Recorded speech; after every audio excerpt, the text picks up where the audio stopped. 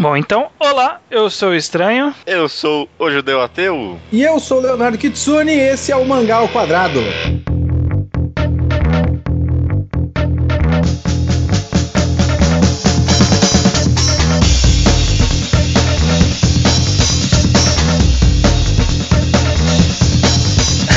Muito bem, então, Judeu Ateu, estamos aqui de volta, trazendo novamente a participação do Kitsune. Sim. E dessa vez para não falar mal de otaku, olha só. Cara, eu tô tão feliz quando vocês me convidaram pra esse programa, falaram o tema, eu falei, olha só, eu vou estar num programa que o ponto do programa não é xingar pessoas.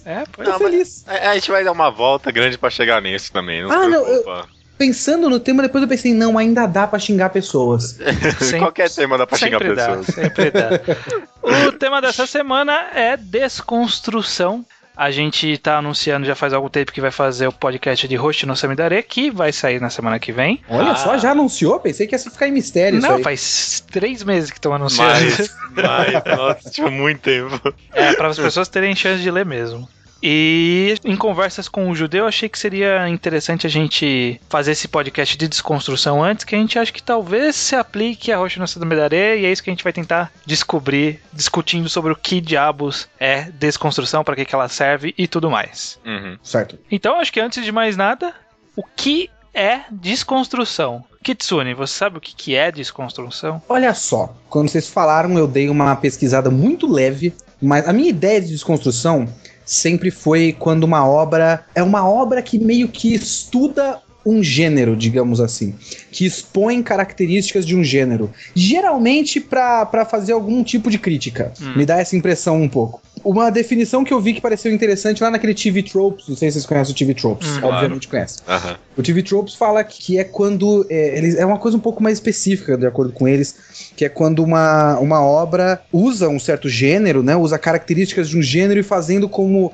mostrando como aquilo se aplicaria ao mundo real e tal, que também é uma prática de desconstrução até válida, digamos assim. Mas pra mim, geralmente é quando você pega algum tipo de algum gênero ou alguma obra específica, de repente, e, digamos, vira ela do avesso e mostra como aquilo foi feito. Você mostra os bloquinhos de características que formaram aquele gênero ou aquela obra específica que você quer estudar e expor para as pessoas a sua visão. Acho que é bem por aí. Quando a gente surgiu com o tema, eu tinha certeza, não sei de onde, interior, de que eu acho que as pessoas usam errado essa palavra.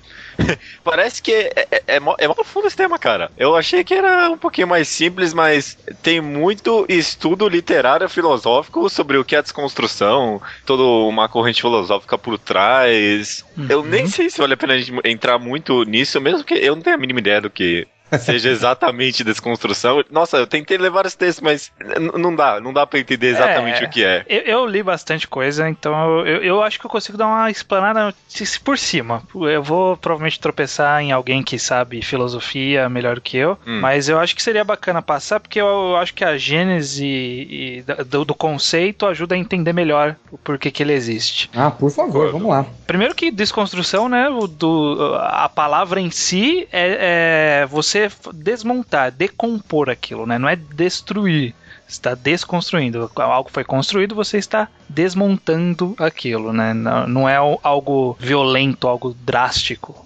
Esse conceito, pelo que eu vi, posso já estar errado, começou a ser utilizado com essa ideia por um filósofo chamado Jacques Derrida, ou Derrida, não sei a pronúncia.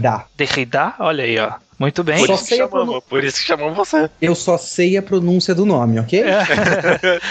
Então, pelo que eu pouco entendi do muito que eu li em relação a isso, eu não li os trabalhos dele, eu li pessoas falando do trabalho dele, eu nem achei, na verdade, eu procurei e não achei o trecho específico que ele fala de desconstrução, mas aparentemente a ideia dele é que você consegue... É possível você formular um argumento perfeitamente válido contra qualquer interpretação que uma pessoa tenha de uma obra. Só que não é possível. Não, então, é possível sim. Não, sim.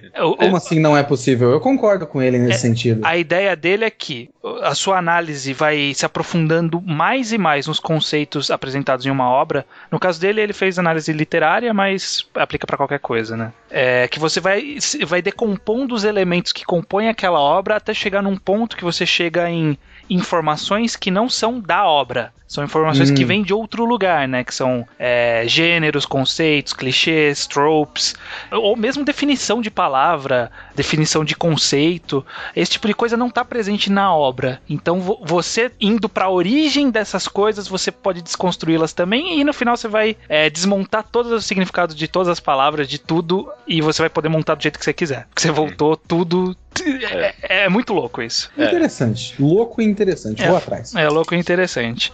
Essa era a ideia dele, né? E o que se eu não me engano, ele deu um exemplo que assim, a ideia dele foi porque as pessoas acabam se prendendo muito a conceitos e não procuram entender a origem daquele conceito ou se ele está correto ou não. Ele deu a ideia de um pensamento do Aristóteles, que era um pensamento sobre o tempo. Que o Aristóteles ele foi o primeiro cara a formular uma ideia meio filosófica sobre o que era o tempo, que o tempo era algo que o agora é composto pelo que vem antes e o que vem depois, e formou essa ideia de que são 3 coisas, né? O antes, o agora e o depois. Que nem a musiquinha do Peninha lá. Musiquinha do Peninha. O antes, o agora e o depois. Ah, tá. Sozinho. Por que ok. você me deixa tão... Enfim. Tá bom. Segue o jogo.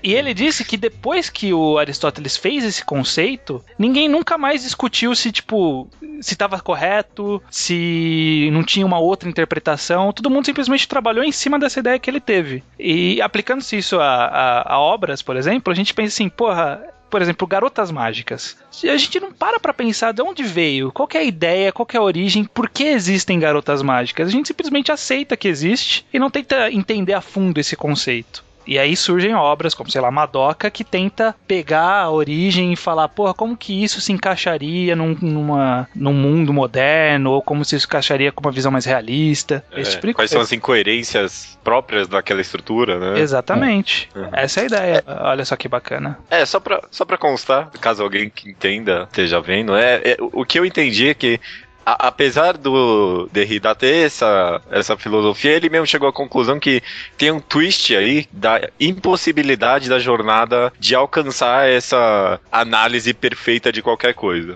Porque a sua análise é feita a partir de estruturas, né? Você não tem como explicar algo fugindo de estruturas já padrões. A própria linguagem, vocabulário, as letras que você usa já está preso nessa prisão estrutural. Então, é literalmente impossível essa jornada de alcançar uma análise perfeita de qualquer coisa. É que você tem que partir dos tijolos, né? E os tijolos são imutáveis, de certa forma. Se você for refazer os tijolos, que são o alfabeto, os significados das palavras, aí você perde tudo, né? Não tem como você explicar sem as palavras, justamente. Bom, chegou na conclusão de que a gente vai chegar num nível tão profundo que até não vai fazer tanto sentido desconstruir mais do que isso. Seria mais ou menos por aí, né? Por aí. Mas essa ideia de desconstrução moderna, né, que hoje em dia a gente utiliza tanto os autores utilizam para fazer, a gente utiliza para analisar. Na ficção em geral, né? Na ficção em geral é justamente essa ideia de você entender um gênero, um conceito, uma ideia, um significado e reinterpretar, reinventar, subverter ou analisar, apenas explorar aquela ideia como um trabalho, né? Um trabalho artístico. Porque tem muito trabalho acadêmico que eles começam com reconstruindo tal coisa. E aí o que a pessoa faz basicamente é dividir a coisa em partes e analisar cada parte individualmente e mostrar como, em geral, isso aqui não faz sentido, isso aqui não deveria estar aqui e tal. Um monte de trabalho acadêmico que a gente vê por aí começa com deconstructing algo, né? É meio pretencioso, né? Esse é até um problema dessa coisa de desconstrução, que todo mundo trata meio como algo pretencioso, né? Sempre, nossa, cara, esse autor é muito pretencioso de querer reconstruir o gênero dos mecha. Porque isso é complicado, porque hoje em dia eu odeio começar frases com a frase hoje em dia. Mas enfim, hoje em dia... A sociedade contemporânea moderna. Exatamente. Nowadays, tá difícil de você saber exatamente o que é desconstrução, o que é sátira, porque as coisas se cruzam, né? Essa é até uma discussão pra gente fazer daqui a pouco, né? Eu lembro de um artigo no Cracked que eu achei muito legal. Acho que eu já devo ter citado isso no Twitter um monte de vezes já. Que é um artigo que se chama Eu Não Sei Dizer se eu posso levar a sério as coisas ou não. Um negócio assim. Uhum. Eu já mostrei esse negócio pra vocês, não? Não lembro. Não, mas pra mim não. Era um cara que ele pegou 4 trailers, se eu não me engano. Eu não vou conseguir achar agora. O cara pegou 4 trailers, se eu não me engano, e ele falou, esses trailers eu não consigo entender se eles são sátira ou se eles são sérios no que eles estão fazendo. Uhum. Por exemplo, na época, esse artigo de 2011. 2011 tava pra sair o Velozes e Furiosos 5, é aquele que se passa no Rio. Uhum. E aí ele pegou, desconstruiu, olha que beleza, ele desconstruiu o trailer do Velozes e Furiosos e falou, olha só, aqui você tem carros explodindo, aqui você tem marcha trocando marcha, aqui você tem beijo de lésbica, aqui você tem o cara pulando do precipício, aqui você tem o outro dando um soco com um pulo e tal. Eles estão fazendo uma sátira do próprio Velozes e Furiosos, eles estão fazendo uma sátira de todos os filmes de ação atuais, porque eles estão usando de uma maneira babaca todas as características ruins dos filmes de ação atuais, ou eles estão fazendo isso porque eles querem, e eles levam a sério o que eles estão fazendo e é isso aí. É complicado, quando você vê uma coisa que tá cheio de características muito na sua cara, na hora você fala, será que é uma desconstrução? E como saber o limite é uma coisa muito complicada.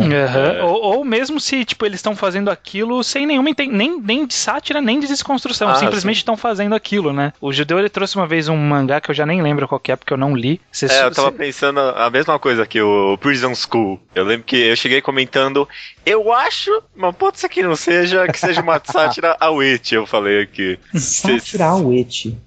Porque o mangá é muito ridiculamente escrachado e irreal aos etes que ele tem. Ele tem uma arte meio realista, então cria umas situações muito ridículas. Mas é um ete ainda, sabe? Tá ali, então eu vim cheio de receio aqui. Eu acho que pode ser uma crítica, mas... Não dá pra saber, né? Não dá pra saber. O cara pode estar simplesmente só fazendo o ete, né? Ele pode porque ele curte, aí você acha que ele tá criticando, mas na verdade ele tá fazendo exatamente o que você acha que ele tá criticando.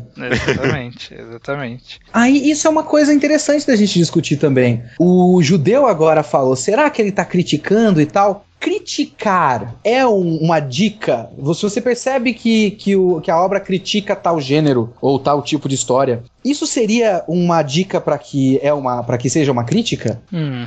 Necessariamente uma desconstrução é uma crítica? Não. Não é exatamente. Não, eu acho que não. Eu acho que é apenas um estudo sobre, e o estudo ele pode ser positivo e negativo. Pode ser só uma análise, ou pode ser pegando o que tem e falando, isso aqui não presta, isso aqui não presta, isso aqui não presta, eu vou fazer do jeito que presta. São formas de fazer, eu acho que... esse negócio de fazer, todo mundo tá fazendo errado, eu vou fazer do jeito certo, é uma dica também. Quais seriam obras que vocês acham que estão fazendo mais ou menos desse jeito? Que fizeram isso? Eu vou fazer do jeito certo. Eu não consigo lembrar de exemplo agora. É porque... É um pouco curioso, porque no TV Troops ele coloca isso como reconstrução, né? Ele coloca o oposto de desconstrução, mas eu acho que é a mesma coisa, na verdade. Pra você reconstruir, você tem que desconstruir antes. Você tem que desconstruir antes pra colocar os pedaços depois, sim. Justamente. Seria o próximo passo, na verdade. Um exemplo muito bom que eu acho que ele coloca aqui é Tengen Toppa Gurren Lagann, que pra mim é uma reconstrução daquele mecha fantasioso que durante os anos 80, sei lá, perdeu completamente sentido, e aí chegou nos 2000, os caras... Porque ficou uma merda aquilo e fizeram pra melhor, né? Ele é uma homenagem a um monte de coisa, mas ao mesmo tempo ele pega algumas características e meio que vira do avesso, assim, né? Por exemplo, eu tava pensando nisso hoje antes de gravar, no próprio Gurren Lagann, que eu gosto pra caralho, que todo mundo sabe que eu gosto pra caralho, e eu tô lendo nesse momento One Piece pra tentar chegar no One Piece. E assim, além de ser uma desconstrução e reconstrução e sátira e homenagem a puta que pariu ao mecha, ele é num âmbito mais aberto, ele é o shonen, né, o Gurren Lagann, o shonen em geral. A segunda parte do Gurren Lagann, isso seria spoiler pra alguém? A gente pode cagar pra isso aqui, né? Acho que sim. Acho que todo mundo tem uma ideia de que lutam com galáxias, né? Isso, eu nem ia chegar aí. Na virada pra segunda fase do Gurren Lagann, você tem a galerinha que ganhou a primeira parte da guerra, digamos assim. Não sei quantos, 5, 10 anos depois, eles são os líderes, né, da nova sociedade. Só que isso não dá certo. Porque os grandes heróis, os grandes líderes do shonen, eles não são líderes na prática, eles são heróis porque eles têm grandes valores e tal, mas esses são valores idealizados demais para você aplicar numa sociedade de verdade. Uhum. Então, quem não tem esses valores super idealizados é o cara que faz a política de verdade, que é o Roshiu, aquele maluco da testa grande lá. Uhum. Eu tava pensando no One Piece, porque, por exemplo, o Luffy, ele quer ser o rei dos piratas. Os grandes piratas das outras eras e tal, tipo o Barba Branca, ele era um cara que era tipo um mafioso, que cuidava de áreas. Uhum. Quando que o Luffy vai ser um grande líder que vai cuidar de uma área? Ele não tem nenhuma habilidade administrativa whatsoever. Assim. Por isso que então, é um dos grandes problemas a gente conseguir enxergar a tripulação do Luffy expandindo da mesma forma que expande a do Barba Branca, sabe? Ter vários navios e vários líderes. Eu não consigo ver o Luffy comandando vários navios, falando, você vai pra cá, você vai pra lá. Ele não tem essa capacidade de julgamento. Manobra extensiva pra esquerda, né? Tipo, não rola isso. Uhum. Se quiser que a coisa dê certo, alguém tem que amarrar o Luffy, não pode deixar ele tomar nenhuma decisão. Justamente. E aí o Gurren Lagann, ele brinca com isso também, né? O cara, pra mim, um dos meus personagens preferidos do Gurren Lagann é o Roshiu, que é o cara que pensa. Só que o cara que pensa não é valorizado nesse gênero. E aí o Gurren Lagann meio que expõe isso, né? Uhum. Tanto é que ele esse personagem é um personagem criticado. Certo. Então é um pouco por aí. Mas o interessante pra mim, pelo menos, é isso, que em nenhum momento, aliás, acho que só quando eu parei pra pensar nisso, eu pensei que Gurren Lagann faz alguma reconstrução ou reconstrução, porque ele realmente só fala bem da obra. Eu acho que quando ocorre justamente a reconstrução, é bem mais difícil ver a desconstrução, talvez. É que o Gurren Lagann, ele não critica, né? Quando algo está fazendo uma crítica direta, a gente já consegue identificar um pouco mais rápido. Tem um anime, agora eu não lembro se é o Puni Puni Poeme ou Pony Pony Dash. São dois animes com nome muito parecido. Sim, é o Puni Puni Poeme. Ele tem 2 episódios só. Seria mais ou menos um OVA na prática. E ele faz o seguinte, ele realmente brinca e desconstrói e critica muitas das coisas que estavam acontecendo na época, porque ele é do fim dos anos 90, começo dos 2000, ele brinca muito com Sakura Card Captor, então tem trechos onde você vê que ele tá diretamente expondo sexualização das menininhas do Sakura Card Captor, né? Ele tá diretamente expondo qual é a consequência. Ele não é um anime sério, não é tipo Madoka, mas ele tá expondo que, tipo, essa é uma menininha que você tá vendo com uma roupinha fofinha matar monstro. É meio babaca isso. Eu acho Puni Puni Poeme meio ruim, na verdade. Ele é meio chato pra caralho. Mas assim, é uma merda. Eu assisti e achei uma bosta. Mas é uma desconstrução bem clara. Ele tá na sua cara, porque ele é meio escancarado. Uhum. Se eu não me engano, tem uns trechos que ele meio que quebra a quarta parede pra meio que falar pra você, olha o que tá acontecendo aqui. Essa da crítica e dessa exposição clara de problemas do gênero é uma das formas mais famosas de fazer a desconstrução. Eu acho que a outra bem famosa é uma que você citou de passagem no começo, que é de trazer pro mundo real. Eu não sei se foi o Kitsune ou foi o Judeu que falou. Sim. Que é de você pegar a obra, pegar o conceito e falar assim, tá, e quais seriam as implicações reais disso daqui? Né? Por exemplo, o mundo nunca seria o mesmo se tivéssemos o Super-Homem. Quais são as implicações da existência de um ser super poderoso? Né? Aí a gente tem o Watchmen. A gente tem o Watchmen, a gente tem o Red Son, né? O Entra Foice o Martelo. Que é exatamente isso, ó. Existe um ser super poderoso, o mundo não é o mesmo. Ou sei lá, por exemplo, o Bokurano. Bokurano, assim, existem robôs gigantes lutando. Pessoas estão morrendo por causa da luta, sabe? A cidade está sendo destruída. O robô pisa nas pessoas e mata um monte de gente. O robô pisa nas pessoas e fala, olha, morreu 400 mil pessoas nessa sua luta. Porque realmente você tá com um robô gigante no meio da cidade. Que é uma parada que o próprio Evangelion faz, né? Ele evacua a cidade, né? Não, mas o Evangelion tem trechos, por exemplo, o Toji Suzuhara lá. Uhum. Ele é o cara dá um soco na cara do Shinji porque por causa da primeira operação, da primeira missão do Shinji, a irmã dele foi pro hospital, lembra? É verdade. Eles sofrem essas consequências. Sim. O Shinji é um moleque que vai usar um robô gigante. super legal. Só que isso não é a coisa mais legal do mundo, porque você perde parte da sua vida nisso. O pai dele, pro robô gigante super legal existir, o pai dele é um pai ausente e tal. Tem esse tipo de coisa, né? E não só isso, né? Porque uma coisa que Bokurano e Evangelion têm em comum nessa questão do mecha é que muito comum no gênero era você colocar crianças pilotando os robôs gigantes, né? Pra identificação de público. Mas quais seriam os impactos reais da gente deixar o destino do mundo na mão de crianças? Sabe? Deixar um robô super poderoso na mão de criança. Em Bokurano a gente tem ação egoísta, a gente tem a menina que mata a pessoa por vingança, a gente tem a menina que tem medo de participar, ela não quer dirigir, sabe?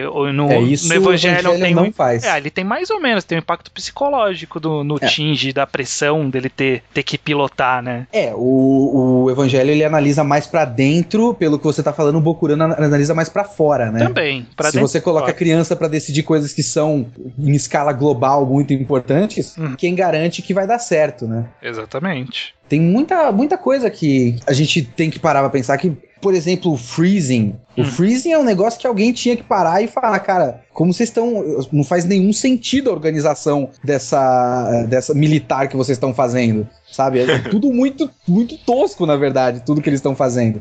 Aí, se alguém colocar isso na prática, não faz o menor sentido. Às vezes pode parecer que a desconstrução é uma forma mais cínica ou sarcástica do conceito, né? Mas acho que não é, sabe, tipo, uma coisa mais ou cínica ou sarcástica ou tipo mais brutal. Desconstrução é você jogar a realidade, e a realidade é cruel, o mundo não é assim. Mas eu acho que a desconstrução não precisa ser exatamente desse jeito, né? É porque eu acho que, assim, do ponto de vista do autor, eu fiquei pensando, e se fosse eu pra desconstruir alguma coisa? Que motivo eu teria pra desconstruir algo? Já pararam pra pensar nisso? Que se eu quero desconstruir, se eu quero homenagear é uma coisa. Tipo, cara, eu cresci assistindo Cavaleiro do Zodíaco. Eu quero fazer uma série onde tenha 5 caras de armadura. E aí eu vou... Ou isso vai ser plágio, ou eu posso dizer que é homenagem e eu sou o novo Quentin Tarantino. Então, eu posso homenagear. Se eu vou desconstruir, geralmente é porque eu quero expor alguma coisa. Se você vai expor, em geral, ou você vai tirar sarro daquilo, ou você vai mostrar como aquilo tá errado, entre aspas. Errado, entre muitas aspas aqui, né? Sim. Então vai acabar indo ou pra uma sátira, ou pra esse lado de deixar a coisa mais brutal, mais cínica, mais dark, né? Tá errado, isso aqui tá errado, gente, olha só. Os filmes do Nolan, do Batman, por exemplo. São então, mais ou menos uma desconstrução. Dá pra analisar como desconstrução. Sim. Ou talvez justamente uma reconstrução, né? Porque ele pega e faz... Bom, não quero falar isso, mas faz pra melhor, né? Tenta pegar todas as estruturas que Batman tinha, ou o próprio Gurren Lagann pegar as estruturas que tinha e fazer aquilo melhor. Não necessariamente criticando, né? Mas só tornando mais coeso e justamente melhor e estruturado. Voltou pra estrutura, mas deu uma rearranjada nela. Mas mesmo quando você faz pro melhor isso aí, né? Você tá justamente melhorando alguma coisa que você acha que é uma merda naquilo, né? Ou não só isso, né? Às vezes pode ser só um processo do autor querer dar tipo um sopro novo pro gênero, né? Tá tentando trazer uma nova visão para aquele gênero.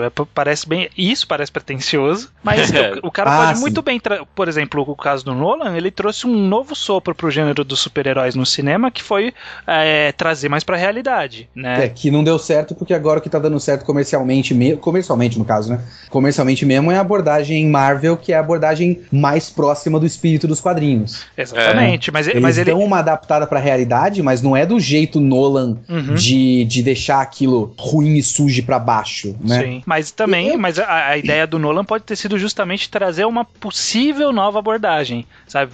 A gente não precisa mais ficar preso às rédeas antigas de que o filme de super-herói tem que ter um monte de explosão, tem que ter lutas gigantescas. Ele pode fazer muito bem uma história voltada numa disputa mental entre dois personagens. Eu sou da teoria, e eu falei isso já no VideoQuest sobre o último filme do Batman, de que toda a história dos 3 filmes do Nolan são uma espécie de desconstrução, que usar esse termo é uma coisa meio perigosa, mas enfim. Eles são uma desconstrução do que se entende de história de herói, pra chegar num ponto onde ele prova, no último filme, ele cria uma situação onde um herói é necessário, porque a gente não sabe exatamente se o herói, nesse estilo vigilante, a figura central que vai solucionar os problemas do mundo, a gente precisa disso ou a gente precisa realmente de polícia e política e lei, né? Porque não são figuras centrais, é uma coisa muito mais horizontal, entre aspas, mas enfim, é uma coisa um pouco mais espalhada. Entendi. O terceiro filme cria uma situação onde mostra que a total falta de organização causa o caos, o excesso de regras não soluciona nada e alguém no meio termo incorruptível é que pode solucionar isso, e aí entra o Batman. E ele desconstruiu tudo pra construir de novo o conceito de que sim, mesmo no mundo real, mesmo com o cara tendo que comprar milhares de capacetes no atacado pra desviar a atenção e não perceberem que ele tá fazendo um uniforme, e mesmo com tudo isso, sim, esse cara é necessário e não só possível como necessário, não só necessário como possível. Eu acho que os filmes do Nolan são uma espécie de desconstrução, sim. Sim, sim. E principalmente porque ele fomenta a discussão não só sobre o gênero, mas sobre os conceitos que o gênero traz, né? Olha, isso é um bom ponto. Fomentar a discussão, de repente, seja... tá certo que a gente pode discutir qualquer coisa, mas se a obra força você a discutir aqueles pontos, já é uma boa dica de que o cara tá desconstruindo. Porque você percebe que alguma coisa tá fora do eixo ali. E aí você vai comparar com o que você conhece, né? Exatamente. Aí é uma boa dica, sim. Exatamente. Você busca entender melhor o que aquilo representa. Por exemplo, exatamente essa discussão do que é o herói e da necessidade dele, é uma discussão que a gente não tem no gênero de super-heróis.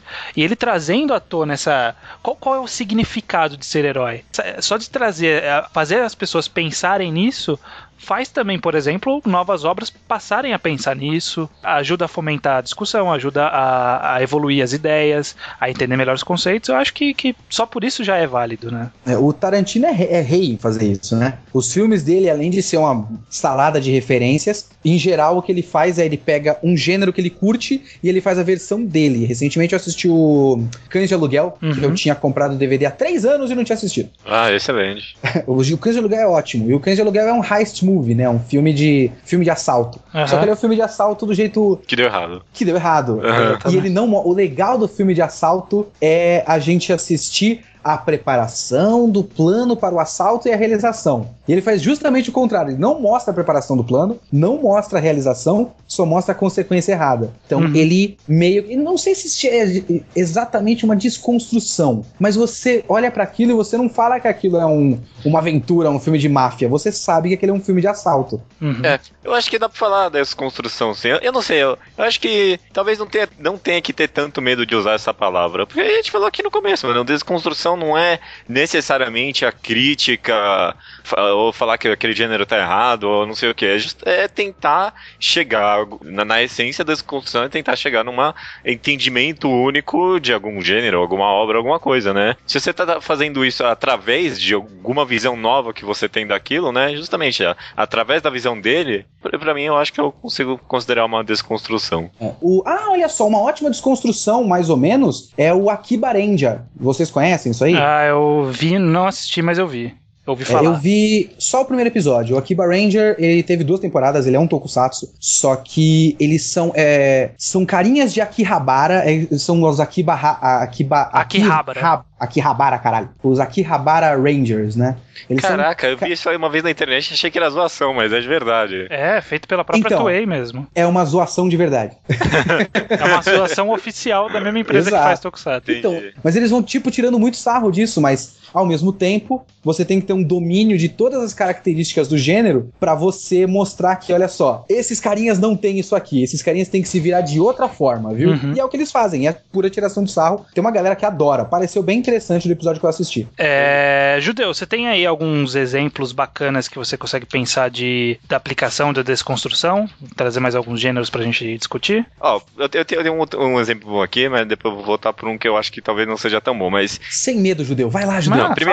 Primeiro, Ping Pong do Taiyo Matsumoto, eu acho que de uma forma um pouco diferente é uma deconstrução, você acha? Eu acho que a conclusão é uma desconstrução. A conclusão da série é uma desconstrução da ideia, né? De todo mundo terminar campeão, todo mundo terminar amando esporte, seguindo na vida. Vocês estão me dando spoiler do Ping Pong? É isso mesmo? Não. Ok. Mas, no mundo nos mangás de esportes ainda, eu acho que hoje em dia Haikyuu eu considero uma desconstrução. Justamente por... Bastante.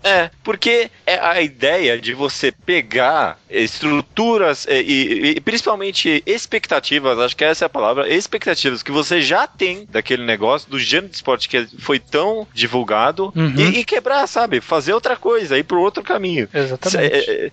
Mas aí que tá, você inverter expectativa faz da história uma desconstrução ou é um recurso de roteiro para que a história fique sempre interessante? Não, mas eu acho que no caso específico de Haikyuu, ele não é feito para ter expectativa. É feito porque faz sentido. Não, mas só respondendo a pergunta de expectativa, eu acho que a resposta pra pergunta quebrar a expectativa é desconstrução, eu acho que sim, quando essa expectativa é baseada em estruturas prontas. Faz sentido. Do gênero, sabe? Então, porque a quebra da expectativa é a ferramenta maior do humor. Certo. O humor é basicamente quebra de expectativa. Você vai pra um lugar e se você vê algo que você não espera, você dá risada. Isso é o humor. Mas normalmente a expectativa da vida, da sequência de acontecimentos, não é tipo uma expectativa baseada em conhecimento prévio daquele gênero ou daquela característica específica. Eu vou dar um exemplo pra deixar mais claro, pode ser? Tem um personagem que ele fica no banco treinando. Tipo, ele treina depois escondido, mas ele é um personagem do banco. E aí uma hora o cara fala assim, a gente tem que reverter a situação do jogo, então você que nunca jogou vai entrar agora pra resolver o problema. E o que acontece? Ele não resolve o problema. Ok. Tipo, perde de feio. E isso é exatamente o contrário do que acontece com a maioria dos outros shonens, que é sempre assim. O que acontece até no Slandunk, né? Slandunk, acontece em Ice Shield, tem um personagem que era o esforçadinho, quando ele entrou, ele resolveu o jogo. Tipo, ele entrou e resolveu o jogo, sabe? E ele nunca tinha sido titular, sabe? É sempre assim, mas não, dessa vez falou, não é assim. Ou, da mesma forma como, esses caras aqui são seus adversários. Vamos trocar telefone pra gente manter contato, porque eu gosto muito de vocês, sabe? Isso não acontece em nenhum outro shonen de esporte, sabe? As pessoas são rivais, aqueles, tipo, eu respeito ele me respeita, mas a gente não tem contato fora do jogo. No Haikyuu não é assim, né? No Haikyuu os caras falam assim, porra, a gente é rival, vamos trocar telefone pra gente manter contato, combinar jogo, fazer uns treinos. Um bando de caras, tipo, no colegial aqui, se conheceu no jogo e agora, tipo, o pessoal se conhece, sabe? Tipo assim. Ou, por exemplo, uma coisa que Haikyuu faz também é, mano, desenvolver manager, né? A manager do time tem um desenvolvimento, assim, sabe? Quando começou a falar dela, mano, eu achei, que é isso, mano? O que tá acontecendo? Olha, isso eu vou dizer que sim, porque em geral essas meninas são a menina, eu não sei exatamente porquê, mas a menina do pote de chá, né? Do bully, aliás. Elas ficam carregando um bully de água por aí. Já vi uns 4 ou 5 animes, acho que de beisebol tem muito. As meninas ficam andando com bully, sabe por quê? E elas não são seres humanos, é só a menina que fica do lado do jogo, né? Exatamente. Sabe um que eu li uma vez, eu achei interessantíssimo e nunca mais saiu da minha cabeça e eu respeitei muito mais a história depois disso? Dragon Ball e Dragon Ball Z. Mas o Dragon Ball Z, porque o Dragon Ball ele é uma brincadeira inteiro. Na parte Goku criança ele é brincadeira, mas brincadeira com um monte de coisa. Mas o Dragon Ball Z, de certa forma, tira sarro. E pra tirar sarro você tem que entender os elementos, né? De muito do shonen machão da época. Porque os caras vão ficando cada vez mais fortes e cada vez mais musculosos, até que chega num ponto em que o Cell olha pro Trunks e pro Vegeta mega musculosos e fala, vocês não vão me vencer porque você tem músculo demais pra se movimentar. E aí ele vence os caras. É verdade. Ou então o fato de que o grande vilão final, o anticristo que as lendas dizem que vão destruir o planeta, puta que pariu, caralho, esse cara é o máximo... Rosa. É uma bolha rosa. É um gordo. Sabe? É um gordo idiota que transforma você em biscoito. E aí depois ele vai ficando cada vez mais mal. Tem uma parte que ele fica cinza até, e magro, e do mal e tal. Só que aí qual é a forma final dele? Uma criança. Assim como o Freeza, a forma final dele é pequeno e magro. Uhum. Ele zoa com essas coisas, né? Ele é contemporâneo do Hokuto no Ken. Hokuto no Ken não tem ninguém que tenha menos de 3,5 metros de altura. Então, ele brinca com isso. De certa forma, até porque o Akira Toriyama é um autor de comédia. Ele não é um autor de shonen de porrada. Então, de certa forma, é uma espécie de desconstrução, mas pra fazer sátira. Ele não tá falando, olha só, gente, os tropes deste gênero não fazem sentido. Ele só tá tirando sarro, porque ele é um idiota. Quando você falou isso, eu já ia falar, não, eu acho que ele é justamente um dos porradeiros, mas trouxe uns argumentos válidos aí. Eu acho que em alguns aspectos ele pode ter sido uma crítica, assim. Não digo nem uma crítica, pode ter sido só uma subversão. Porque ele não tá dizendo isso, gente. Olha só o que vocês gostam. Porque uma crítica é mais ou menos isso, né? Olha só o que vocês estão gostando. Isso aqui, não, isso tá errado e tal. Ele só tá brincando com aquilo e fala, eu curto isso aí também, mas olha só como dá pra deixar engraçado e pá. É que nem esse último filme aí que passou, o Batalha dos Deuses. O Deus da Destruição é um cara que começa a guerra porque ele não conseguiu pegar o pudim do Majin Buu. Sabe? É verdade. Ele começa a Guerra Galáctica por causa disso. Levando em consideração tudo isso que a gente falou, vocês acham que Hoshi no Samidare, por exemplo, é uma desconstrução de alguma coisa? Eu acho que tá no mesmo nível, pessoalmente, acho que tá nessa mesma filosofia de Haikyuu. Sim. De pegar algumas coisas que a gente tem pré-estabelecidas, às vezes mesmo inconscientemente, de shonen de porradeiro, e fazer, não o oposto, mas alguma outra coisa, e por outro caminho, do que a gente espera ali. Eu acho que vai até mais além disso, por exemplo, na questão do poder da amizade, por exemplo. Ele tenta trazer uma explicação pra isso. Ou aqueles tipo, do nada o cara fica mais poderoso. Por que ele fica mais poderoso? Porque no mundo que ele fez, o autor ele dá uma explicação pro cara ficar mais poderoso.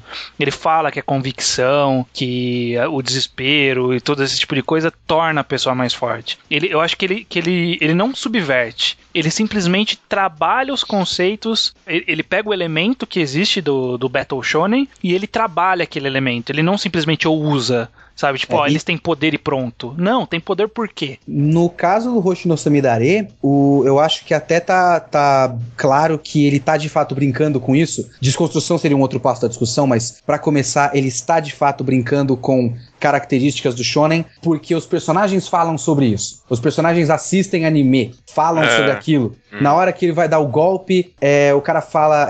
Você não vai gritar o nome, não? Isso. Na hora que eles vão fazer aquele golpe que todo mundo junta as mãos, só a gente tem que inventar um nome pra isso, né? A gente não pode simplesmente dar o golpe. Então ele de fato está brincando com características disso, e quando a história reconhece que existe ficção, já é um passo.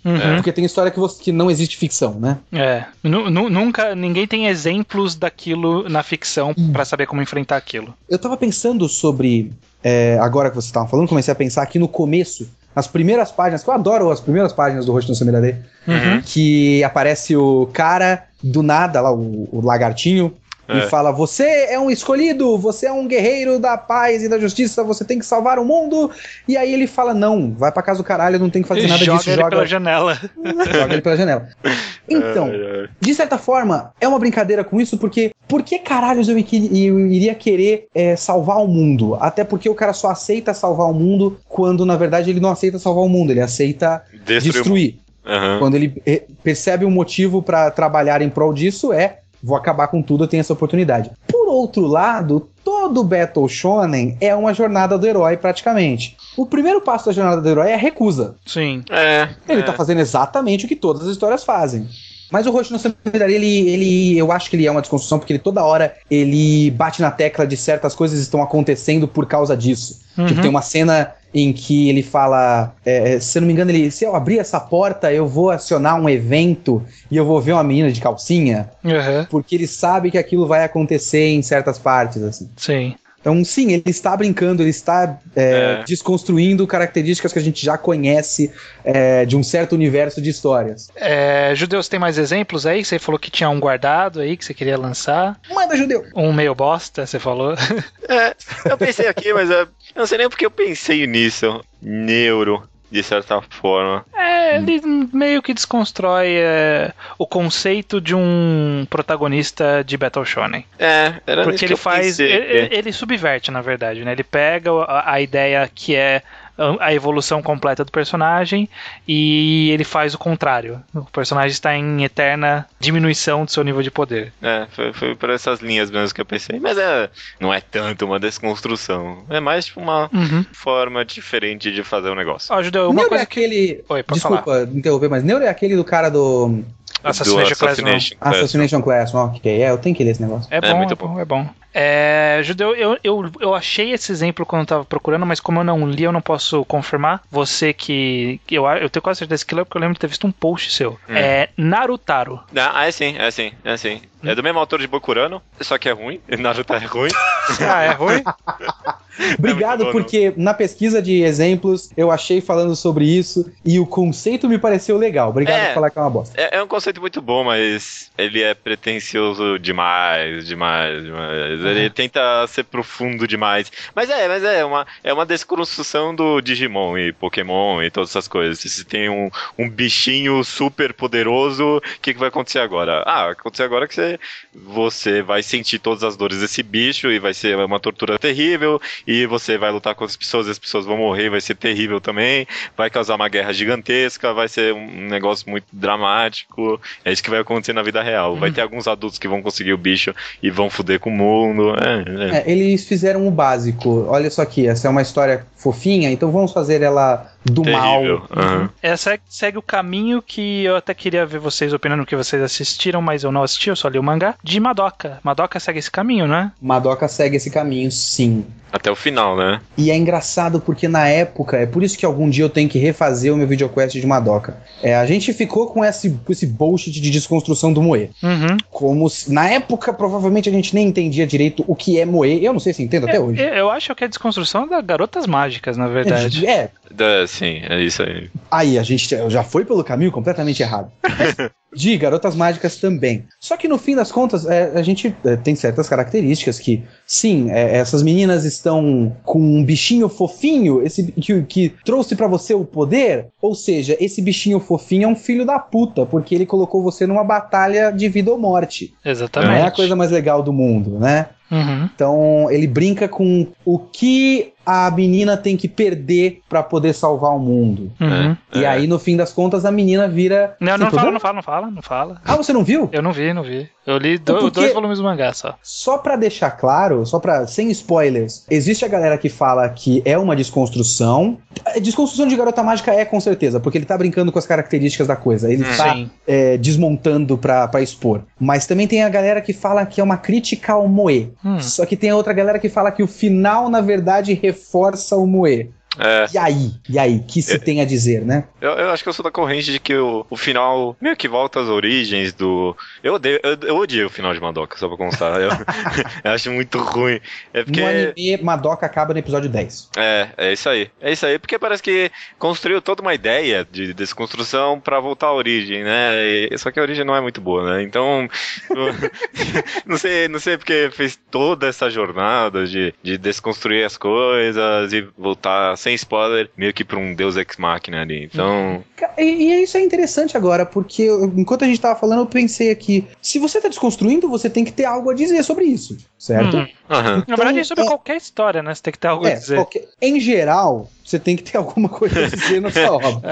Normalmente. Só que, assim, é o famoso, pra que eu tô lendo isso daqui, né? Qual que é o objetivo? É que quando não é uma desconstrução, geralmente a obra tem a dizer algo sobre outra coisa, sei lá. Minha obra fala sobre a situação política brasileira atual. Ou sei lá, Roshi no Samidare, a gente falou que ele é desconstruir o gênero, mas o objetivo da obra não é desconstruir o gênero. O objetivo da obra é outro. Ok. Mas enquanto desconstrói o gênero, olha só, é uma boa, né? Será que a gente pode... Não sei se dá pra definir, Mas se a obra tem apenas o objetivo de desconstruir, eu espero que ela tenha algum objetivo em desconstruir. O Hoshi no Sumidare é uma desconstrução, mas o objetivo da obra é completamente diferente. Sim. Vocês conhecem alguma obra que é, ao exemplo de Watchmen, por exemplo, que eu acho que realmente é apenas uma... Não. É uma palavra que menospreza, mas é muita coisa nesse meio, mas o objetivo de Watchmen é apenas desconstruir os super-heróis. Vocês lembram de algum manga? Eu acho que sim. Além de... nisso, desconstruir os heróis significa colocar eles na situação política dos anos 80, porque eles eram alheios, né? Então você coloca no mundo, eles fazem parte do mundo, eles fazem parte da política, então ele vai comentar política também. Então, política e questões morais, lida bastante lá no final.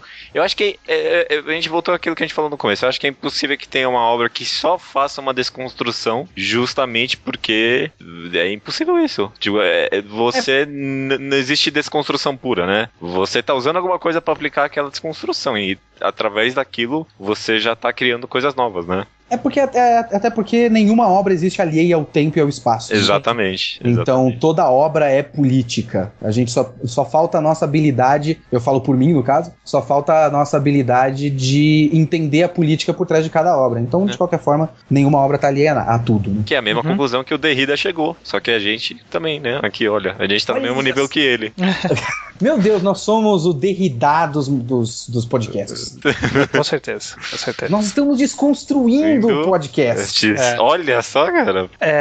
Finalizando, então... Judeus, tem mais alguma obra que você quer citar? Alguma coisa? Não, falei o que tinha que falar. Então conclua o podcast pra gente, por favor. A gente chegou à conclusão aqui no podcast de que as pessoas, eu acho que eu pelo menos aqui cheguei à conclusão de que eu não vou ter mais tanto medo de usar a palavra desconstrução. Não precisa ser necessariamente uma crítica ou uma forma ruim de expor o negócio. Você pode só satirizar, colocar o negócio pra cima, dar um novo ar. E isso são novas visões de mudar aquilo que a gente já espera de uma obra. Então, eu cheguei à conclusão de que não tenho medo de usar essa palavra desconstrução. Não é pretensiosa. Não. É menos pretensiosa do que parece, né? Pelo menos isso. Mas não é pretensiosa, mas também não é a coisa mais fácil de se definir. É uma coisa bem... É uma gigantesca área de cinza. Né? Sim. Principalmente você pegar a definição pura lá dos caras lá, da filosofia do Derrida lá e tal. A gente meio que dá uma empurrada com a barriga, né? Quando a gente usa pra tropes e essas coisas aí. Mas na definição pura não existe desconstrução de nada, na verdade. Kitsune, quer falar alguma coisa pra concluir? Eu acho que assim, numa definição bem ampla que dá pra colocar várias coisas nesse grande guarda-chuva, desconstrução, como a gente já falou, é separar elementos e expor os elementos. A partir daí você pode fazer um monte de coisa, né? Então acho que dá pra usar mais, sim. Eu ainda vou continuar com medo, porque eu não consigo me decidir ainda se dá pra dizer que tudo é desconstrução, porque tem certas coisas que a gente vai ver os elementos e de repente o cara simplesmente está usando aquilo. Mas não é uma coisa tão complicada assim. Mas sim, eu acho que existe um nível de arrogância aí, sim, viu? Porque quando você desconstrói, quer dizer que você está se colocando na posição de quem entende tal coisa. Sim. Então, se você entende, você está um pouco acima e você pode dizer algo sobre aquilo. Então, imagina, eu vou desconstruir o Shonen. Quem fez Shonen? Akira Toriyama. Eu tô acima de Akira Toriyama? Não, é complicado. Não. Tem um nível de arrogância, mas não é sempre, obviamente. Bom, justo então. Muito obrigado pela participação. Kitsune volta depois das leituras do e-mail para fazer a sua recomendação. Seja o que Deus quiser. E você não vai concluir nada, estranho? Não, eu tô aqui só pra... Não, só joga bomba, né? Eu comecei só, vocês terminam. Entendi. Eu não vou concluir nada porque eu simplesmente estou apresentando pergunta, dentro de vocês. Eu estou desconstruindo o final do podcast. Olha, isso é uma desconstrução do final do podcast. Quebrou a expectativa totalmente. Meu Deus do céu.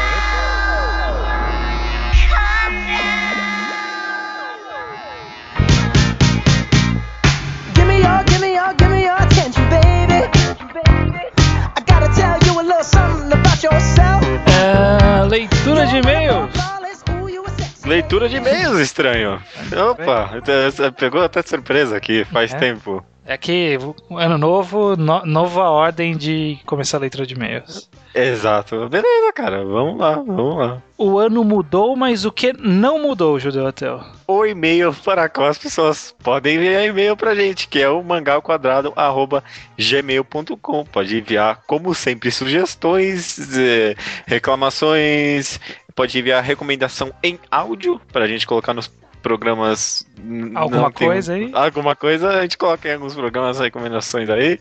E é isso. Bem, muito bem, passou-se quase um mês aí que a gente não tinha podcast do Mangá ao Quadrado. Como que foi aí? Muitas leituras? Como que foi? Tive algumas leituras de mangás, umas coisas interessantes. Aumentou aqui a listinha de recomendações para não ser pego de surpresa, não. Olha só.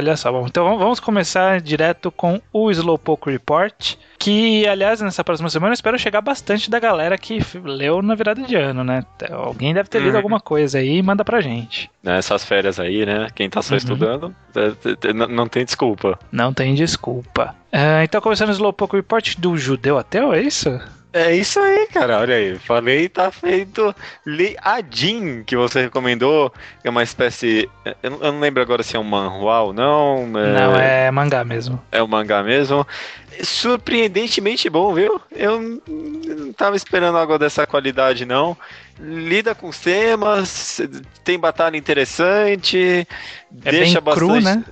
né? Cru é uma boa palavra, assim. E deixa bastante na expectativa. Uhum. Eu me interessei bastante. Quero saber o que vai acontecer nesse mangá. Tô um dos melhores que eu tô acompanhando, sinceramente, viu? E o cara até que trabalha bem legal com o conceito de mortalidade, porque os caras só regeneram quando eles morrem mesmo, né? Uhum. Então, tipo, dá espaço. Eu nunca vi imortalidade trabalhada assim. Então, assim dá espaço pra trabalhar de formas bem interessantes, né? O cara sofrer tortura e se regenerar, um monte de coisa, né?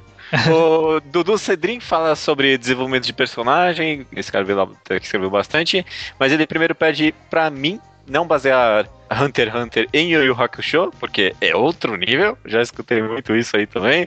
Não, Hunter x Hunter é outro nível, é outro nível, tá bom, tá ok. Também leu Dorohedoro e gostou, mas prefere Tento e Century Boys? Eu não entendi essa comparação. Porque você fala que Dorohedoro é o melhor mangá que você leu, eu falo Tento e Century Boys, então ele tá no meu time. Tá no time estranho. Tá ok, tudo bem. Isso aí. E ele alega ter iniciado a onda de recomendações de Ghost in the Shell e recomendou os filmes e o anime em vez do mangá. Primeiro, antes de mais nada, obrigado, né? Eu só fiz todo mundo começar a recomendar esse negócio por cima da gente. Muito obrigado. E tá ok, é isso. Muito obrigado. Victor Seino, de 16 anos, ele fala sobre consistência e suspensão de descrença também, um pouco de um programa anterior. Ele pergunta pra gente o que a gente acha, se dá pra acreditar nas técnicas de culinária do Shokugeki no Soma. Você judeu como um cozinheiro, o que tem a dizer? Olha, eu não... de tudo que eu vi até lá, nada pareceu ser muito irreal, tecnicamente falando. Só a reação das pessoas que é muito exagerada, né? Tipo, é um orgasmo de sabores, né? Ninguém... Comida não é tão impactante na vida de ninguém, né? Mas... Agora comentou, acho que, de fato, tecnicamente falando, eu nunca vi nada muito exagerado, não. Ele também pergunta se lemos / recomendamos World Trigger. Você desistiu, não desistiu? Não, eu não tenho saco pra isso, não. Eu voltei... Eu não recomendaria, não. Eu voltei a ler porque ele tava na minha lista de leitura, mas foi um daqueles mangás que no final do ano passado eu não tava tendo tempo pra ler e foi acumulando, tinha, sei lá, 20 capítulos pra eu ler. Eu terminei. Nem leu. Não, eu terminei esse final de semana de alcançar, hoje inclusive.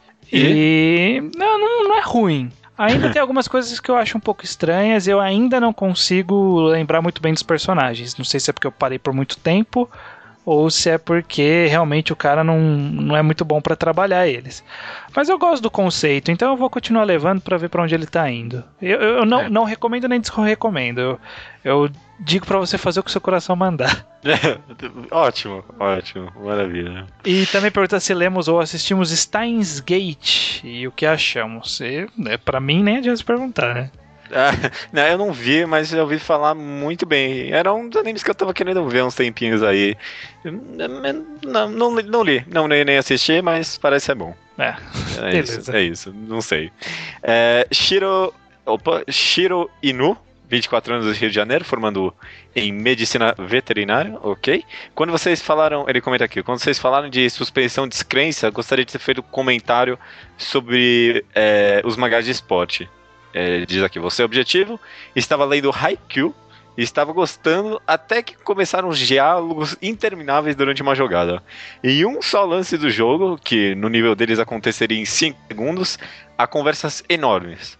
Isso me incomoda bastante.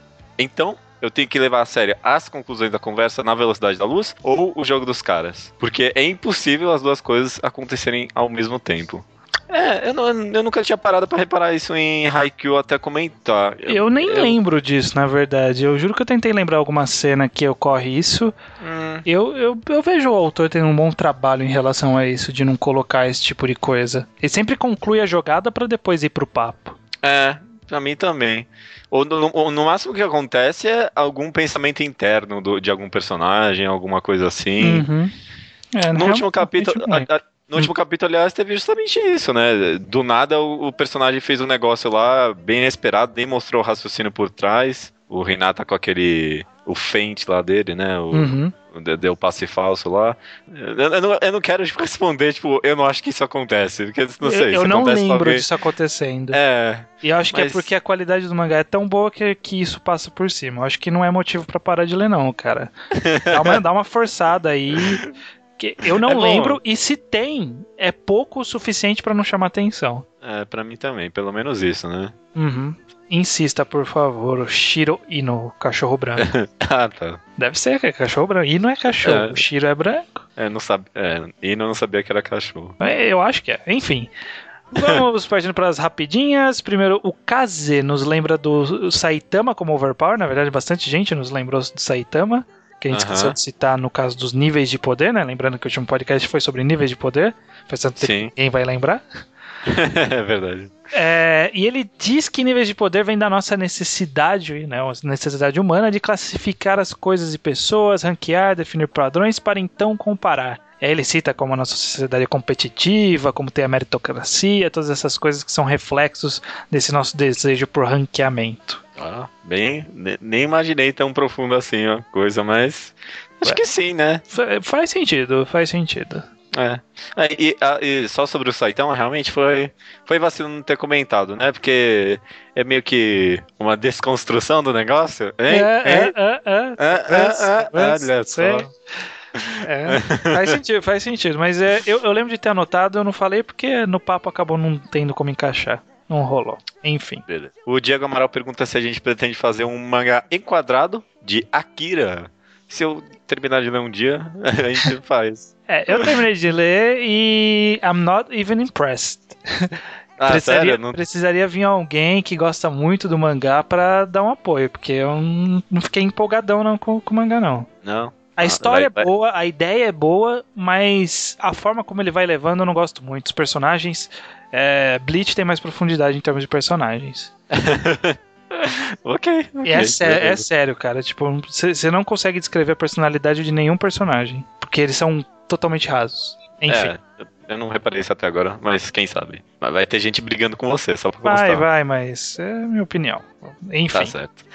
Igor Mendonça, 17 anos, comenta do maior exemplo que possui de inconsistência de níveis de poder, Reborn. Ok. Mangá no qual o protagonista é massacrado pelo chefe da organização que ele tinha acabado de derrotar no arco anterior. É tipo isso, ele fala, né? O pai dele é o chefe da organização que ele tinha derrotado no arco anterior, né? Tinha massacrado, e aí chega o chefe e massacra ele no arco seguinte, sem justificativa nenhuma. O Reborn ele não tem uma explicação muito clara de como você melhora o seu poder ou algo do tipo, e fica muito jogado. Ele considera Kenichi, Hunter x Hunter e One Punch Man como bons exemplos no quesito de níveis de poder, ou como trabalha os níveis de poder, né? Porque o One Punch Man não tem um bom nível de poder, né? Entre os personagens. Tem um nível de poder, né? O Saitama é impossível, aí tem o Genos que é quase impossível, e todos os outros, ninguém é tão bom quanto ele, sabe? Tipo, não chega até aos pés. Não, tem os outros lá que se comparam com o Genos lá, né? Tem que ver isso aí, né? Porque eles apanham bastante, esses caras. Eles sempre aparecem pra apanhar pro Saitama ganhar no final. É porque acho que os inimigos são tão overpowered que, tipo... Só o Saitama. Só o Saitama. Tipo, mesmo o número 1 lá, não dá nada, sabe? Ele também recomenda Lex Luthor, Homem de Aço e Irredeemable, como obras que trabalham o conceito da existência de um ser tão poderoso. Provavelmente do Superman. É, do Superman que ele tá falando. Curioso. Beleza.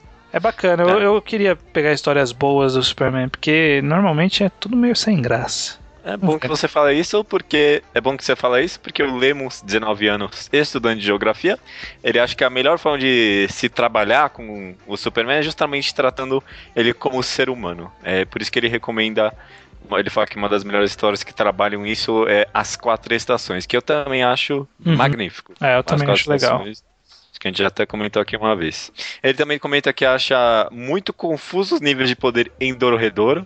Eu só não entendi se ele comentou isso como forma positiva ou negativa, porque eu também acho muito confuso, mas é bom porque você nunca sabe em Dororedoro quem vai vencer quem ali. O chefão máximo lá foi vencido com um cara que tem a magia de fazer as coisas virarem torta. É quase cômico o negócio. Então tem bastante impacto de surpresa. Bacana. E por fim ele comenta aqui, não há insinuação de incesto na recomendação da semana passada, né? Han e o Mundo Cinza lá diz que não tem nenhuma insinuação de incesto. Eu também acho que não, eu não comentei que foi ruim o primeiro capítulo, eu só falei que tem gente que acha que é muito ruim que o cara fica com a irmã lá, que corpo de adulta e mente de criança. Tem gente que reclamou. E por fim ele pergunta se a gente recomendaria MPD Psycho. Não li. Não, eu li, eu recomendo, viu? É muito bom, é muito bom. Não pode ter o coração frágil. Porque tem umas cenas... Coração ou estômago? Nenhum dos dois. De verdade, tem uma das cenas... Nos 2 primeiros volumes já tem 2 das cenas mais fortes e nojentas que eu já vi no anime, que eu já li no mangá. É muito... não é pra quem tem estômago fraco, não. Mas é muito bom. Ele é um pouco confuso, mas ele sabe trabalhar bem a confusão que ele tem. Então acaba ficando umas coisas bem interessantes. Dá pra ler bastante, várias vezes. Thiago Orrato fala sobre a tendência do pessoal curtir mais personagens fodas do nível de poder, né?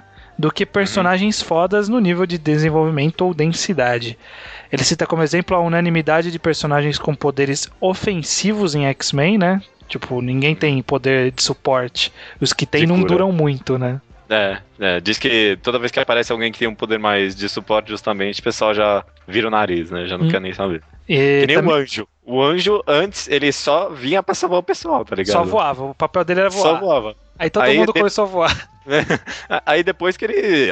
não, agora eu sou um anjo de titânio, tem uns super lasers aqui, ficou uma sem graça, mano. Aí depois ele voltou a ser anjo de novo, aí ele virou um anjo de fato.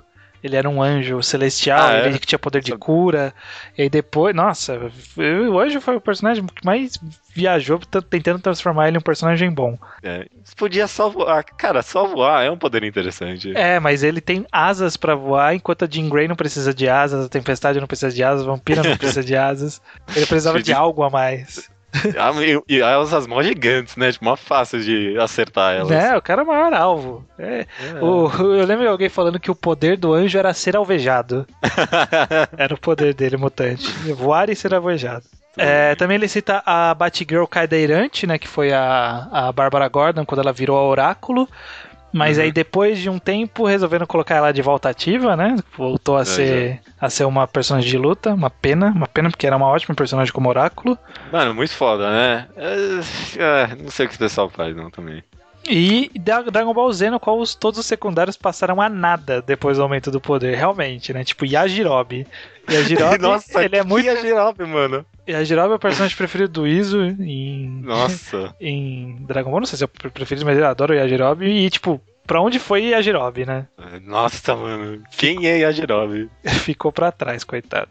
E pra terminar essas rapidinhas, o Taka comenta sobre o Overpower, que foi o Apocalipse no universo DC. Você chegou a ler essa parte? Que ele matou o Super-Homem, né? Eu não li essa parte específica, só ouvi falar.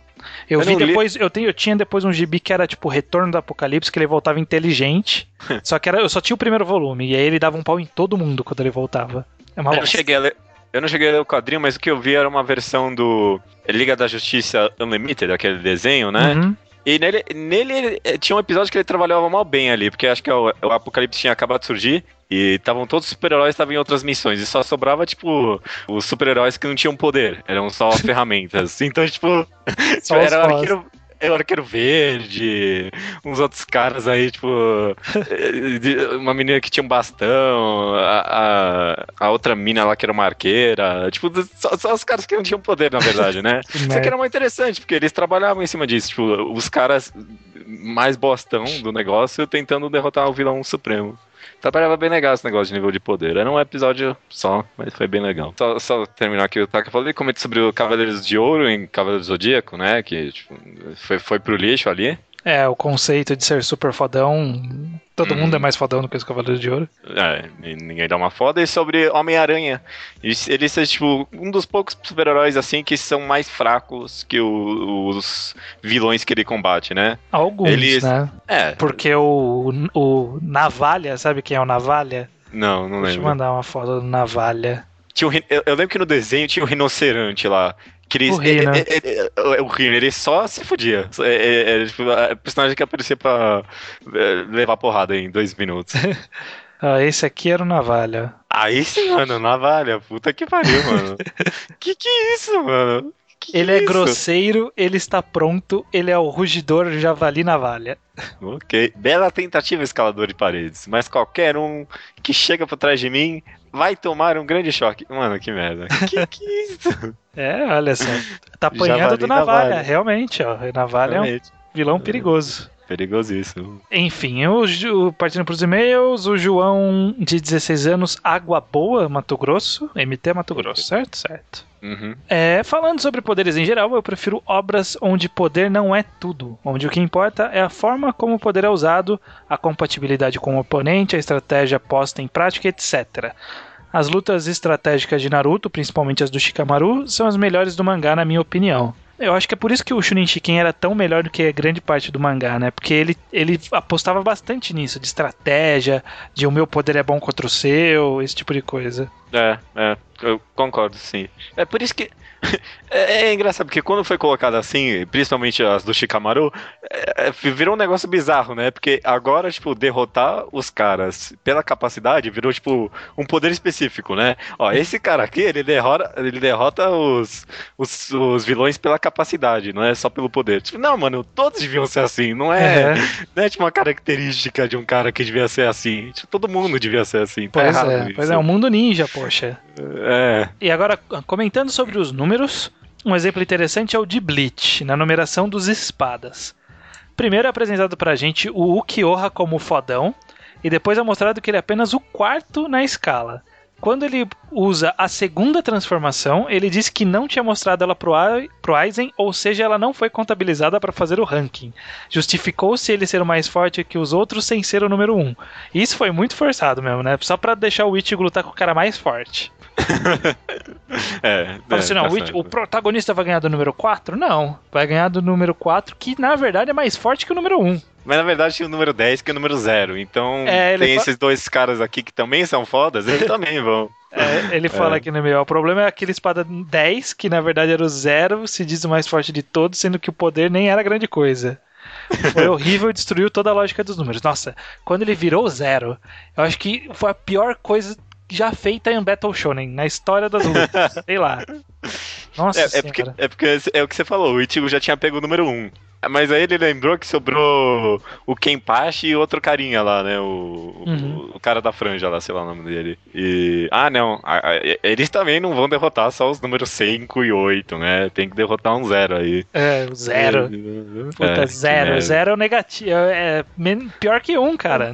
Pior que 1, mano. Não tem essa. A lógica do cubo é aquela lógica de quando você ia brincar de, sei lá, esconde-esconde, o cara falava primeiro, aí o outro falava zerinho. Zerinho ia antes do primeiro.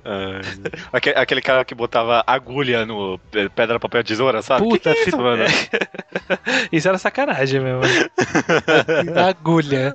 E ele sempre ganhava quando era conveniente, né? Tipo, não, agulha ganha de tesoura. Era por que não? Ganha de tesoura. Não, agulha ganha de pedra. Por que não? Ganha de pedra. Era sempre uma... Puta, que bosta. Pra terminar aqui, vamos com o Leonardo Freitas, 21 anos, São Paulo, capital? Ele diz aqui, citando um pouco sobre níveis de poder em Shogeki no Soma, eu acho que por mais que o Soma seja overpower desde o começo, dá pra perceber que existem muitas pessoas melhores que ele, né? Uhum.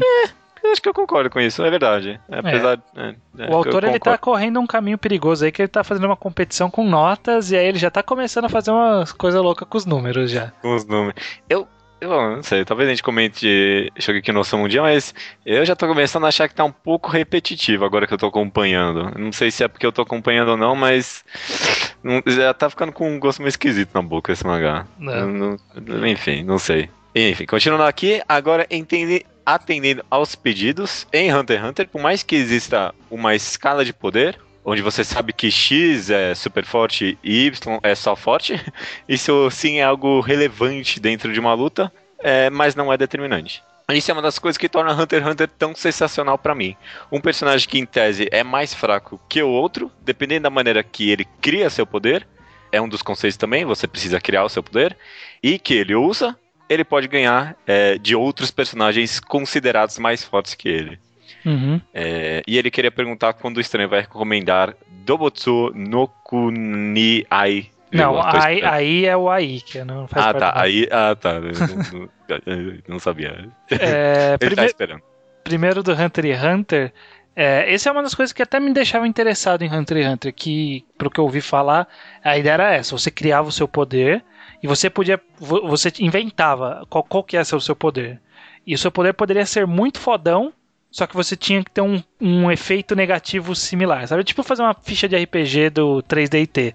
Pra você ter Eu não mais... sabia que era sobre isso, Hunter x Hunter. Mais ou menos, né, na parte que desenvolve poder. Pra você ter mais poder, você tem que ter mais desvantagens, por assim dizer. Entendi. Por exemplo, aquele cara que é o Kurama do Hunter x Hunter, o Kurapika, Kurapika, ele depois desenvolve um poder lá que tipo, é um poder foda pra caralho. Ele se torna um dos personagens mais fortes do mangá num ponto. Mas pra isso ele só podia usar os poderes contra uns caras específicos. Tipo, foi a restrição que ele se colocou. Então, pra ele ter esse poder, ele precisava oferecer algo em troca. É bacana essa ideia. É uma das coisas que me deixa interessado agora. até de ler, mas ainda tem um pouco de preguiça. E no Butsu no Kuni, é porque o Leonardo Freitas tinha recomendado por e-mail, eu falei, não vou falar a sua recomendação porque eu quero usar. Só que eu acho que não vai caber. O Dobutsu no Kuni é o Animal Land, o mangá mais recente do autor de Konjiki no Gacha, o Zatibel. Tá, já. Nossa, alguém precisa recomendar esse mangá, porque toda vez que eu vejo ele me dá vontade de ler. É muito bom, cara. É muito bom mesmo, assim. É surpreendentemente bom. Porque eu achava que não ia a lugar nenhum essa história e tá sendo muito bom. Eu tô lendo pela versão americana, então eu tô no volume 7 ainda. Não fui atrás dos scans, os scans passaram. Por muito tempo não tinha volume, aí de repente os scans saíram correndo na frente do volume americano. Mas é bom, cara, mas eu não sei se um dia eu vou conseguir encaixar a recomendação. Então, por enquanto, tô citando aqui, quem quiser ir atrás vai indo. Se quiser mandar uma recomendação em áudio pra mandar, a gente Sacanagem isso que você fez com o Leonardo Fuita. Foi mal, Leonardo. Eu achei que eu ia usar na semana seguinte, mas... acontece, né? Acontece, não tem problema. Esse é o podcast número 75, número redondo, né? Mas é mais ou menos redondo. É redondo, mas tem muita coisa aqui, ó. Por exemplo, o número é a idade limite para senadores no Canadá. Ai, nossa, não. 75 deve ser boldas de alguma coisa interessante. Deve ser o quê? Boldas de alguma coisa interessante. Vamos ver. Bolda 75. Cara, deve ser... Não existe um casal que fez 75 anos. É verdade, né? Boda de brilhante ou alabastro. Alabastro. O que é alabastro? Cara, você já viu essas bodas depois dos 75? Não, deixa eu ver. Porque, primeiro, né, vai subindo bodas de pedras preciosas e chega no 60 é diamante. Aí chega a 61 é cobre. Cobre é pior que diamante, né? 1000 vezes pior que diamante. Você prefere ganhar um vaso de diamante ou um vaso de cobre, meu amigo? Aí depois tem telurita, sândalo, que eu não sei se é bom ou ruim, ok. Depois tem platina no 65. Aí acaba, né? Tipo, as coisas boas. Aí passei ébano, neve, chumbo, mercúrio, vinho, zinco, aveia, manjerona. Mano, no final eles começam a botar umas árvores, café, cacau, cravo, salgueiro. Que é isso, mano? 100 é bodas de Jequitibá. Que é Jequitibá? Jequitibá é uma árvore muito famosa. É? Pena que ninguém nunca vai completar 100 anos de casados, né? Mas alabastro, eu não sei o que é, parece ser bom. É uma designação aplicada a 2 minerais distintos: gesso e calcite. Puta, gesso. Cara, que bosta de boda. Podcast de gesso.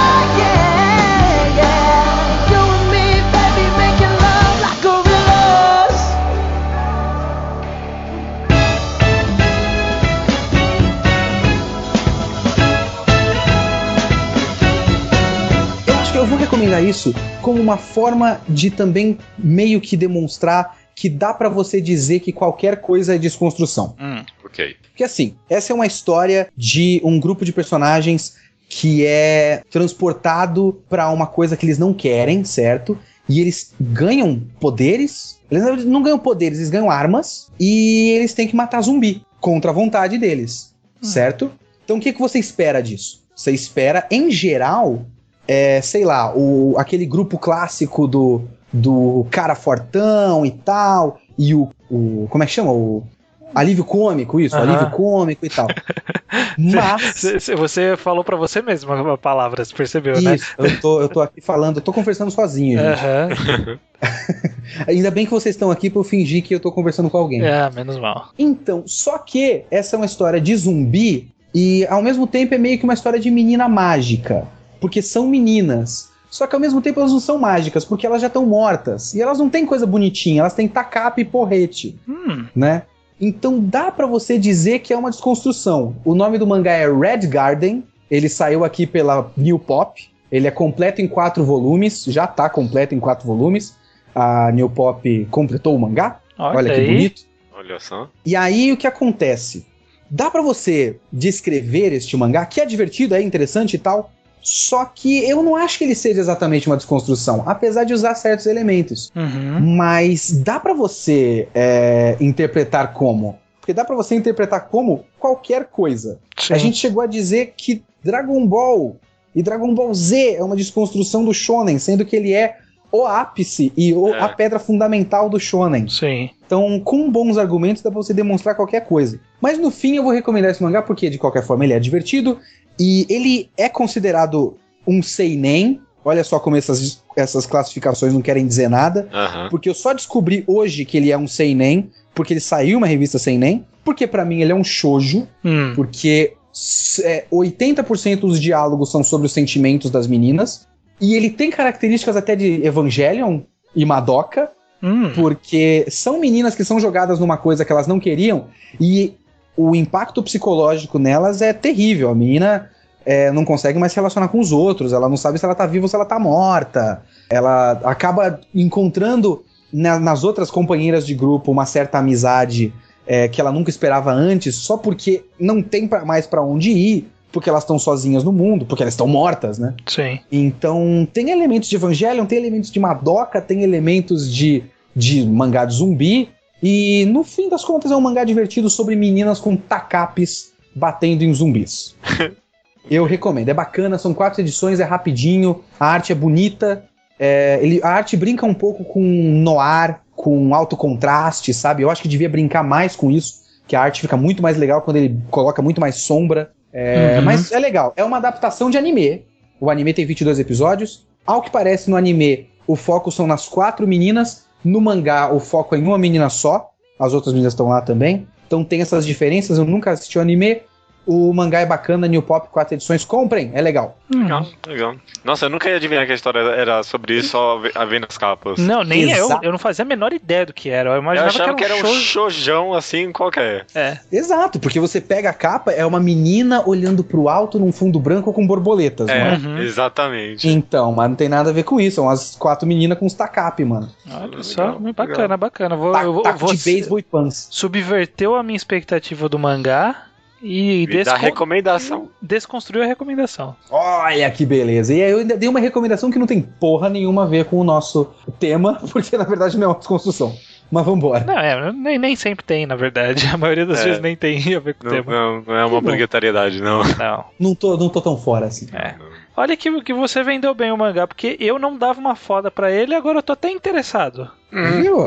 Com bons argumentos, amigo. Você tem que ser bom na coisa, entendeu? Então muito bem, muito bem. Vou procurar na próxima promoção que tiver. De qualquer forma, muito obrigado, Kitsune, pela participação, muito obrigado pela recomendação. Foi um podcast que vai servir de base para as discussões do próximo, que espero esteja você lá também, né?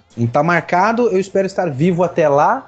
E porque assim, eu só não vou participar se tiver muito calor e eu não vou suportar o ventilador não ficar na minha cara. Justo. Fair enough. Que eu estou gravando esse podcast nu. Eu desconstruí a minha vestimenta. É verdade. Verdade, literalmente. Literalmente. Eu não estou nu, mas obrigado pela participação também aí, Kitsune. Que isso, garoto. Até semana que vem, no mesmo horário, no mesmo canal. Não sei se no mesmo horário, mas acho que no mesmo canal, não sei.